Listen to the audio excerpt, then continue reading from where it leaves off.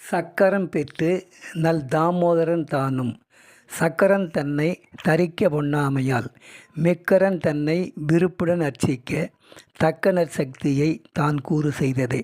திருமால் சலந்தாசுரனை அழிக்க மண்ணை சிவபெருமான் தன் கால் பெருவிரலால் வட்டமாக கோடிட்டு ஒரு சக்கரத்தை உண்டாக்கி திருமாலிடம் தர அதனால் அசுரனை அழித்தான்.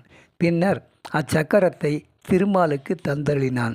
சக்கரம் பெற்ற நல் தாமோதரன் தானும் அப்படி சிவன் அருளிய சக்கராயத்தை தன் கரத்தில் ஏந்த முடியாமையால் நல் தாமோதரன் நல்லவனாகிய திருமால் மிக்கான் தன்னை மேலான பரம்பொருளான சிவனை அர்ச்சிக்க பூஜித்து வழிபட தக்க நல் சக்தியை தான் கூறு செய்ததே.